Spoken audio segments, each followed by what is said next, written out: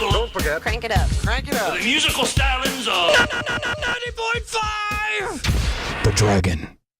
Tyler, can you hear us? Yeah, how you doing? How you doing? How's Chicago treating you so far?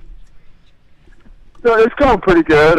We got in a couple hours ago, so we just got to the hotel and the restaurant that we're all eating at right now. So it's all right, though. It's raining and kind of windy.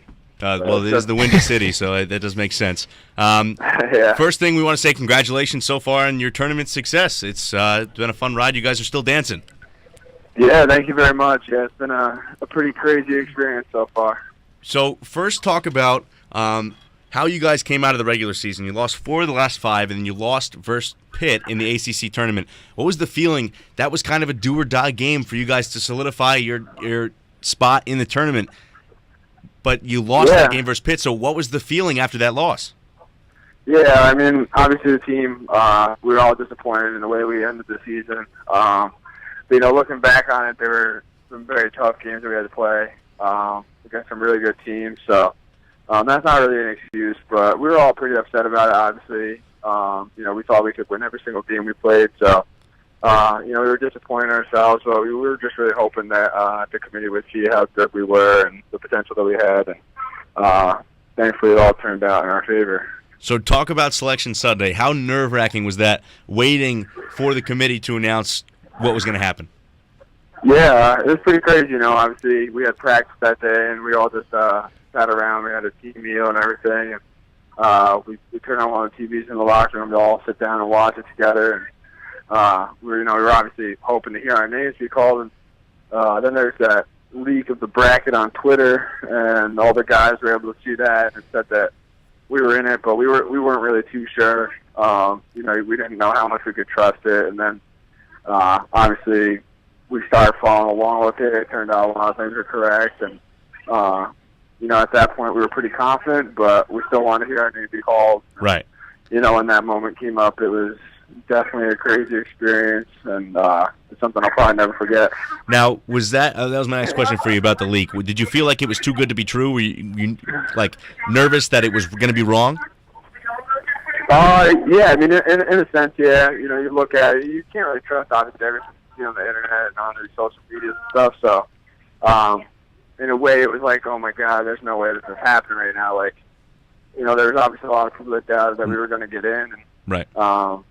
Pretty soon that the negativity comes on you, and you start to think in a negative way.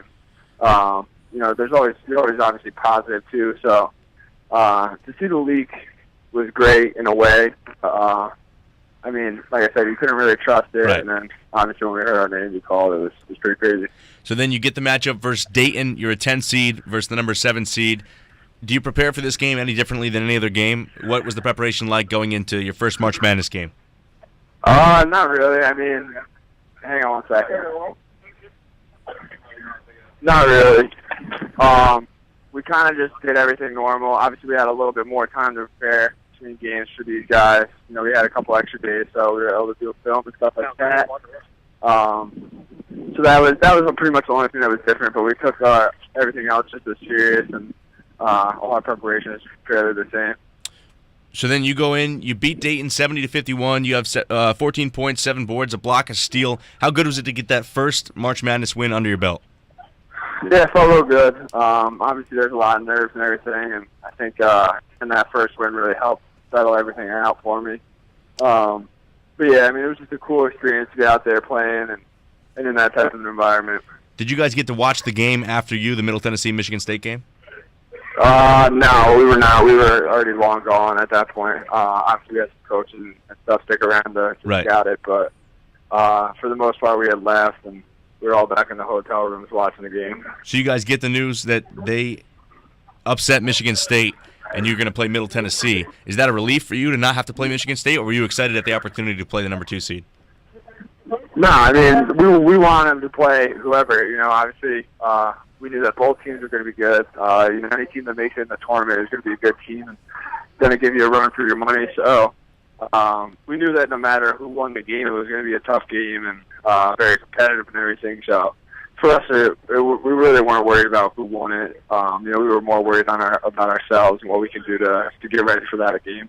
So then you guys go in and beat Middle Tennessee 75-50. You hold Giddy Potts and Reggie Upshaw to just 9 and 2 points apiece. Talk about how your zone worked well in both of these games, but specifically holding Middle Tennessee. Yeah, it went well for us. I thought that we played real aggressive. We were able to locate all their shooters and play solid in the interior.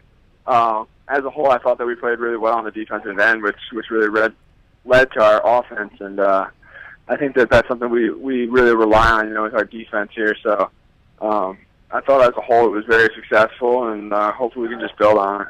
All right, 2 more questions. We'll let you get back to dinner. My first question for you, what do you expect coming into this matchup with Gonzaga? Yeah, obviously it's going to be a tough game. They're a great team. They're very talented and run a high offensive unit. And so we really got to be ready for the defensive end and come prepared mentally. So we know it's going to be a battle, but we're confident in our abilities and what this team can do. And your favorite memory so far of the tournament? Favorite memory, probably just stepping foot on the court for both the games, really.